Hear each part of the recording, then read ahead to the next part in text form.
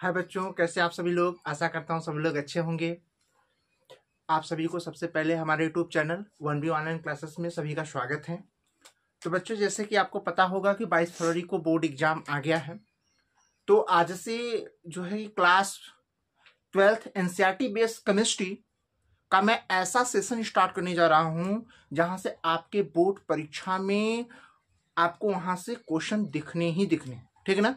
तो मैं board exam के हिसाब से मैं आज से वही टॉपिक कराऊंगा जो टॉपिक आपको बोर्ड परीक्षा में सीधे देखने को मिलेंगे। ये अपने 10 साल के अनुभव के आधार पे मैं ये चीज स्टार्ट किया हूं। तो बच्चों, इस वीडियो को स्किप नहीं करना है, कंटिन्यू वीडियो को देखना है, ज्यादा से ज्यादा लोगों को वीडियो शेयर करनी है जिससे लोगों का भला हो सके, ठीक है। आइए मैं आपको समझाता हूं कि आज कौन सा मैं सेशन आपको स्टार्ट करने वाला हूं। देखिएगा, आज का जो हमारा सेशन है वो टॉपिक है उप सहसंयोजन यौगिक। उप सहसंयोजन यौगिक जिसको कोऑर्डिनेशन कंपाउंड कहते हैं। आप, मैं गारंटी के साथ कह सकता हूं, इस चैप्टर से बोर्ड एग्जाम में क्वेश्चन दिखने ही दिखने। आप यहां से क्वेश्चन पाओगे ही पाओगे, ये गारंटी इस बात की है। और इनमें जो परिचय मैं बता दूं, इसमें आपको ज्यादा कुछ नहीं पढ़ाऊंगा मैं। ज्यादा IUPAC नामकरण एवं वर्णन सिद्धांत, international union pure applied chemistry, यानी इसका ये जो है कि क्या कहते हैं फुल फॉर्म है, इसको मैं बताऊंगा अच्छे से। ये नामकरण का इसको बताना, इसमें वर्णन सिद्धांत, और इसमें एक चीज और आपको आएगा, ऑक्सीकरण संख्या निकालना। बहुत इंपॉर्टेंट है, बच्चों को ऑक्सीकरण संख्या निकालनी नहीं आता। 2-2 नंबर 3-3 नंबर के आसान आसान क्वेश्चन छोड़ के चले आते हैं। ऑक्सीकरण संख्या मैं सिखाऊंगा आपको सरल भाषा में, और इस चैप्टर में रिएक्शन है, मैं रिएक्शन आपको ऐसी जबरदस्त तरीके से सिखाऊंगा जो रिएक्शन आपने कभी नहीं सीखा होगा। आइए मैं आपको सिखाता हूं। आइए सबसे पहले देखिए, मैं बात करता हूं उप सहसंयोजन यौगिक यानी कोऑर्डिनेशन कंपाउंड। सबसे पहले मैं बताऊंगा क्योंकि चैप्टर है तो इस चैप्टर का मतलब पहले जानना जरूरी है। ये चैप्टर होते क्या, पहले चैप्टर के बारे में बताता हूं, फिर इसके मेन इंपॉर्टेंट टॉपिक। ये आपसे पूछता है कि आप उप सहसंयोजन यौगिक से आप क्या समझते हैं, एक उदाहरण सहित स्पष्ट कीजिए। ये बोर्ड परीक्षा में 2019 में 2 नंबर का क्वेश्चन आया है दोस्त, तो ये चीज को याद रखिएगा। आइए मैं समझाता हूं, ठीक है। सबसे पहले मैं टॉपिक लेता हूं उप सहसंयोजन यौगिक। उप सहसंयोजन उप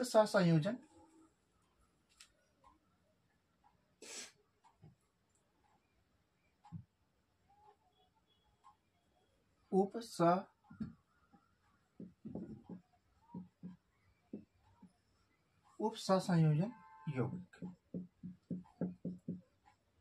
यौगिक, या इसी को नाम देते हैं, या इसी को जटिल या इसको बोलते हैं संकुल या इसको जटिल बोलते हैं यौगिक, ठीक है। इसको इंग्लिश में लिखना चाहे तो आप लिख सकते हैं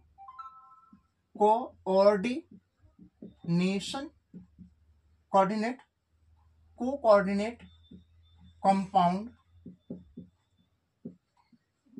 कंपाउंड, और इसको बोलते हैं कॉम्प्लेक्स कंपाउंड, ठीक है। आइए मैं इसको समझाता हूं पहले होता क्या। अच्छे से पहले इसका परिभाषा लिखता हूं, परिभाषा को समझिएगा। मैं परिभाषा को समझाता हूं, इसमें रिएक्शन है वो भी अच्छे से समझाता हूं, समझिए। हाँ सुनिएगा, देखिए गौर से परिभाषा को समझने का प्रयास करिए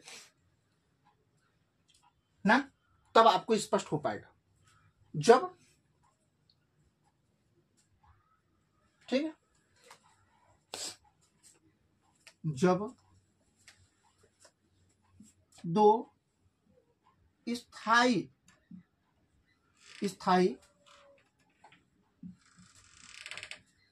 आणविक, जब दो स्थायी आणविक, कह सकते हैं आणविक यौगिक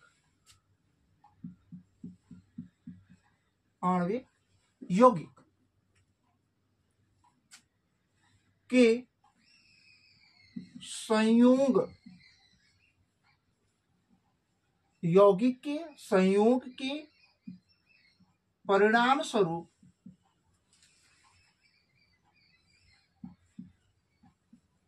परिणाम स्वरूप, ठीक, परिणाम स्वरूप बने आणविक यौगिक, बने आणविक यौगिक जिसमें इनकी पहचान ठोस व विलयन, ठोस व विलयन अवस्था में होती है, ठोस व विलयन अवस्था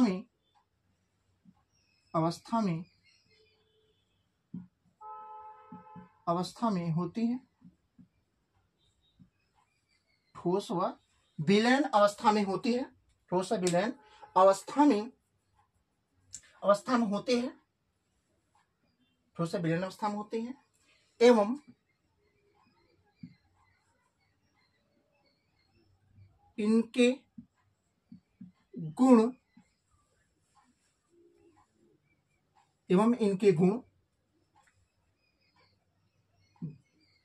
जिसमें ना, एवं इनके गुण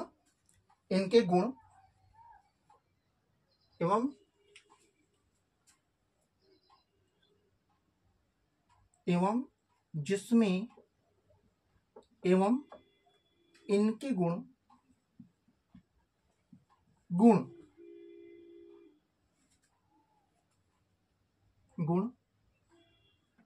अवयवी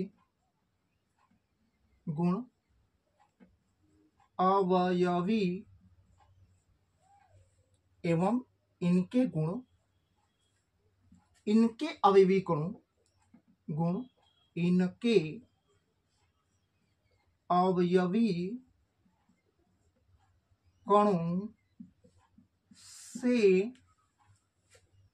कणों से बिल्कुल भिन्न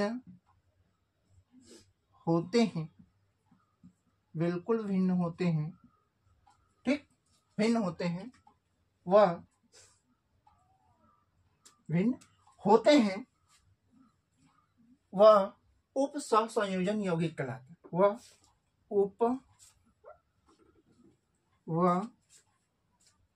उप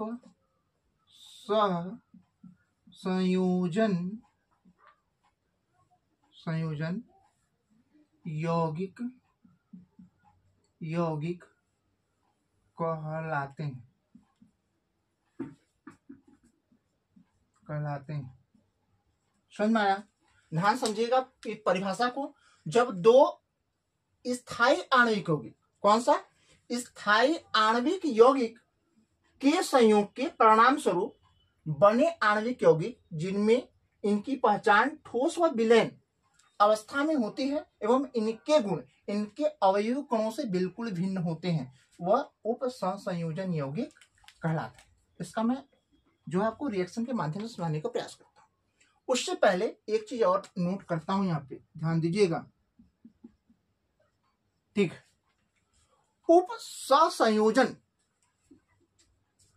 की विलयन अवस्था में या विलयन अवस्था से ना संकुल आयन प्राप्त होते हैं, कहते हैं सहसंयोजन के विलयन अवस्था में। आइए हम समझाता हूं। पहले विलयन अवस्था में कह सकते हैं क्या? विलयन अवस्था में इनके आयन से संकुल आयन प्राप्त होने, विलयन अवस्था में याद रखिएगा, लेगा संकुल अवस्था में, या मैं इसे ब्लैक कलर में ही लिखता हूं, विलयन अवस्था में विलयन अवस्था में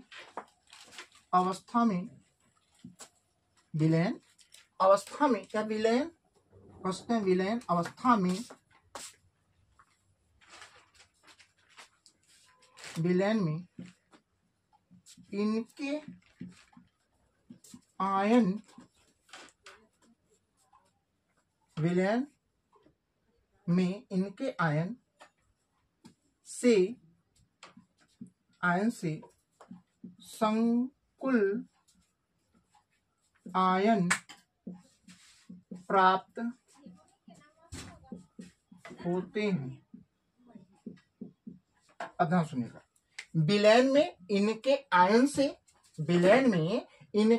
से संकुल आयन प्राप्त होते हैं। मैं बताता हूं संकुल आयन क्या होते हैं, अच्छे समझिएगा, ठीक है ना। बात समझ में आई। अब थोड़ा सा मैं रिएक्शन देता हूं, चीजों को समझने का प्रयास करें। मैं आपको समझाता हूं। यहाँ लिखा है क्या, दो स्थायी आणविक यौगिक। तो देखिए मैं दो स्थायी आणविक लेता हूं, जैसे हमने कहा, देखिएगा यहाँ रिएक्शन में एक देखिएगा फेरस सल्फेट और दूसरा है पोटेशियम साइनेट कि मैं दो अणु को लेता हूं। जब इनका देखिए रिएक्शन होगा तो आप देखिएगा, मैं आपको समझाता हूं। इसमें आप पहले रिएक्शन बनाना सीखे कैसे बनता है। जब हमने कहा यह है फेरस सल्फेट और यह है 2 पोटेशियम साइनेट, यानी कहते हैं पोटेशियम साइनेट, यानी दो, ये मतलब दो अणु लिया गया, पोटेशियम साइनेट के दो अणु लिया गया। इसको आप जब तोड़ेंगे तो 2 एकम 2 यानी 2 ठे पोटेशियम है और 2 एकम 2 ठे क्या है, साइनेट है। समझ में आया। अब देखिएगा मैं कहता हूं, ये देखा यहां से फेरस है, यहां से देखिए जब फेरस टूटेगा यहां से Fe, यहाँ SO4 अलग कर देंगे यहां से, तो ये फेरस इस साइनेट के साथ एक यौगिक बना लेगा, ठीक है, जिसका नाम है फेरस साइनेट कहते हैं उसको। अब देखिएगा फेरस साइनेट बन जाता है, ठीक है। अब देखिए अगले इधर वाले पार्ट को हम अभिकारक कहते हैं, इधर वाले पार्ट को हम क्या कहते हैं, उत्पाद कहते हैं। समझ में आया। एक चीज मैं समझा दूं कि देखिए रिएक्शन में तीर के इधर लेफ्ट हैंड साइड में इसको अभिकारक कहते हैं, क्या बोलते हैं, अभिकारक कहते हैं, और जबकि राइट हैंड साइड में इसको क्या बोलते हैं, उत्पाद बोलते हैं, ठीक है। अधिक अभिकारक अवस्था में यदि हम साइनेट इस तरीके से है तो उत्पाद अवस्था में इसको इस प्रकार से हम लिख सकते हैं, ठीक है।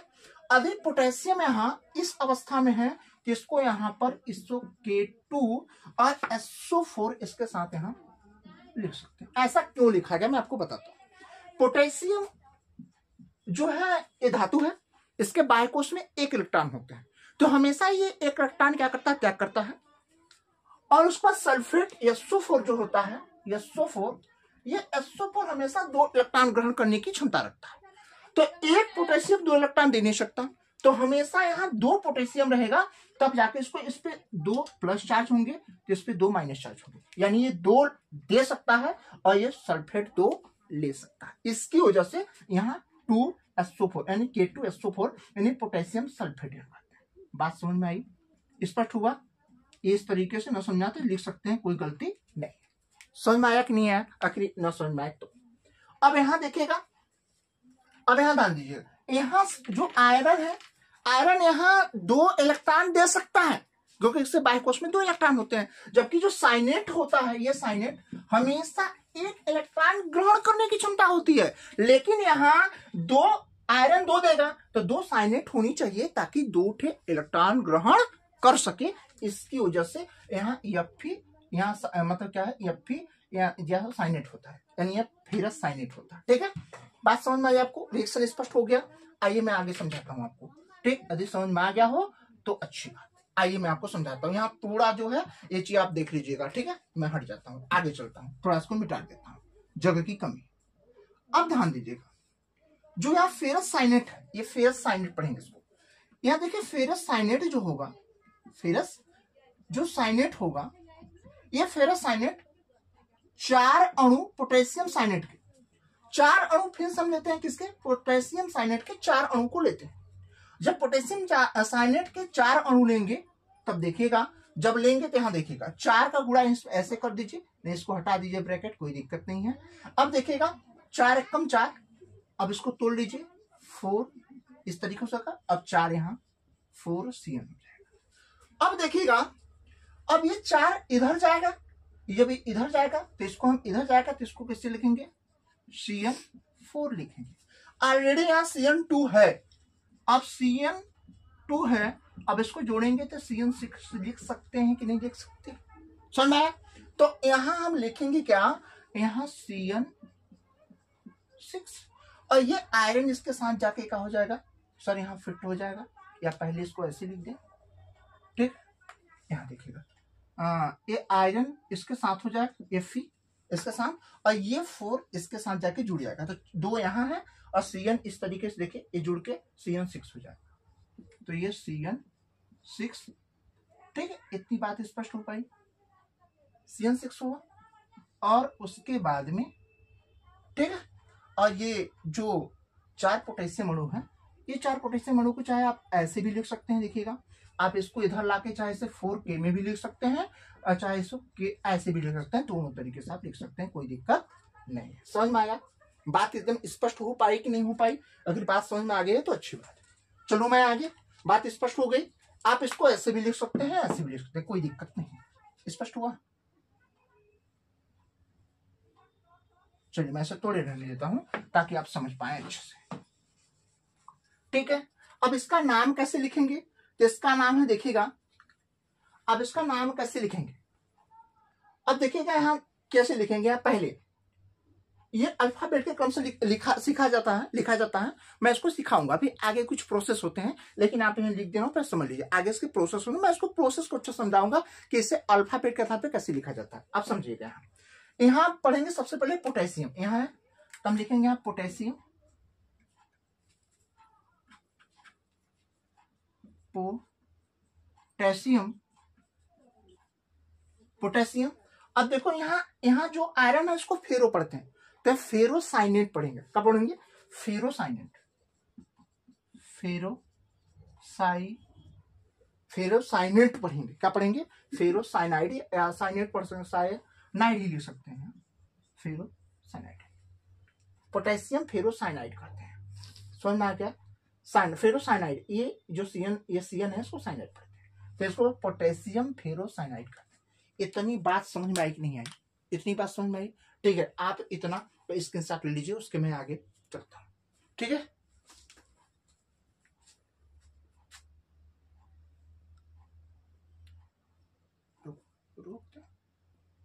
रुक गए।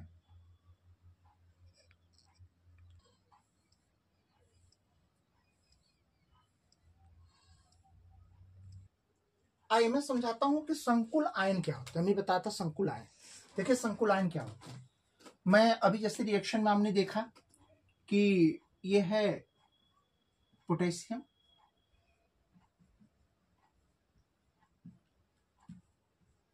ठीक। जब इसको देखिएगा, ये अभिक्रिया को उत्क्रमणीय अभिक्रिया कहते हैं। ये चिन्ह किसका है? ये उत्क्रमणीय अभिक्रिया का चिन्ह है। जब ये क्या करेंगे, इसको आयनों में यानी विलयन में, जब इसको इस यौगिक को विलयन में डुबोएंगे ना, तो जब ये विलयन अवस्था में आएगा तो देखिएगा इसमें पोटेशियम, ठीक है। हम कहते हैं पोटेशियम ऐसे भी लिख सकते हैं इसको, यहाँ इस अवस्था में ठहर जाएगा तो इसको ऐसे भी लिख सकते हैं। ये अपनी 4, इसके पार मतलब 4 पोटेशियम है, तो इसके बायकोस में 4 इलेक्ट्रॉन होंगे, तो चारों अपना इलेक्ट्रॉन ही दे देगा किसको? Cn को, ठीक है। ये 6 है, तो ये 6 इलेक्ट्रॉन में से 4 तो इससे ले लेगा, बाकी 2 आयरन से पहले से लिया, तो यहाँ हो जाएगा 4, ये 4 यहाँ देगा, तो ये 4 यहाँ ग्रहण कर लेगा, ठीक है। तो इतनी अवस्था देखिए, इतनी को ये जो दिख रहा है ना, इसी को हम बोलते हैं संकुल आयन। क्या बोलते हैं इसको? इसको संकुल आयन कहते हैं। क्या बोलते हैं इसको? संकुल आयन कहते हैं। आइए मैं आपको समझाता हूं, एक और तरीके से परिभाषा में सिखाता हूं उप सहसंयोजन यौगिक और कैसे अच्छे तरीके से सीखते हैं। अब ध्यान सुनिएगा, अब ध्यान सुनिए। वे केंद्रीय मतलब हम कह सकते हैं ये यौगिक जिसमें केंद्रीय धातु परमाणु, ध्यान दें, वे यौगिक जिसमें केंद्रीय धातु परमाणु या आयन अन्य आयनों या उदासीन अणुओं के साथ उप सहसंयोजक बंधों द्वारा आबंधित होता है, उसे उप सहसंयोजन यौगिक कहते हैं, ठीक है। आइए मैं समझाता हूं, लिखिएगा, यहां लिखिएगा वे, ठीक है, वे यौगिक, वे यौगिक, वे यौगिक जिसमें केंद्रीय धातु परमाणु, केंद्रीय धातु परमाणु या आयन अन्य आयनों या उदासीन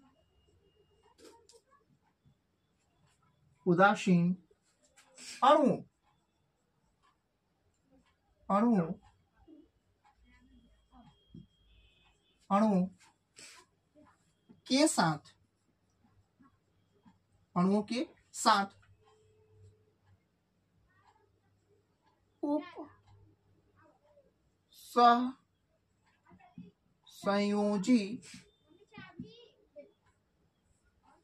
उपसंयोजी आबंधों द्वारा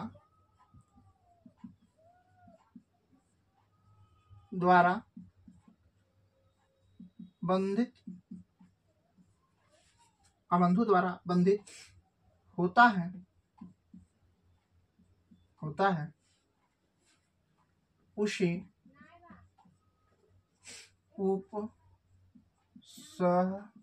उपसंयोजन यौगिक कहते हैं।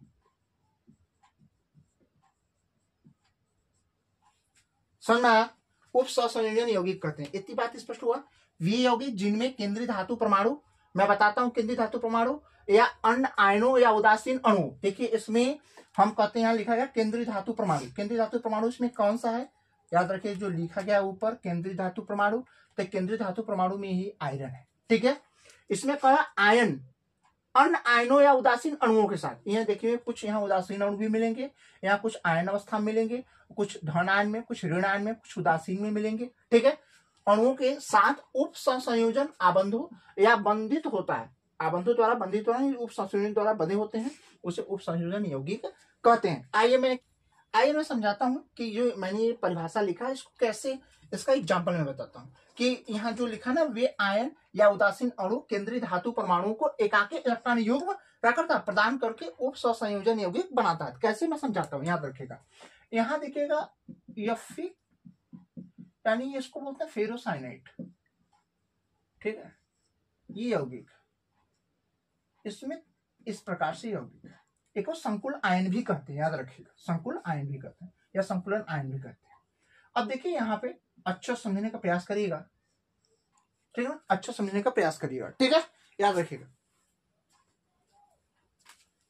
प्रयास करिएगा। ठीक है, अब देखिए इसमें जो है केंद्रीय धातु परमाणु कौन है? आयरन। और इसमें जो साइनेट है, साइनेट के 6 अणु हैं।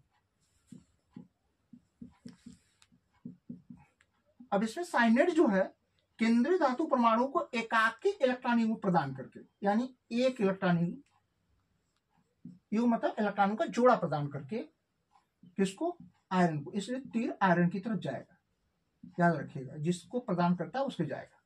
और यहां देखिएगा इस तरीके से।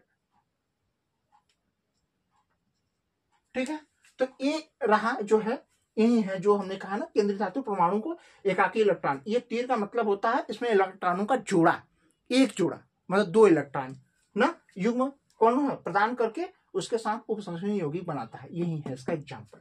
ठीक है, तो यदि आपको क्लास अच्छी लगी हो तो उसके लिए थैंक यू सो मच।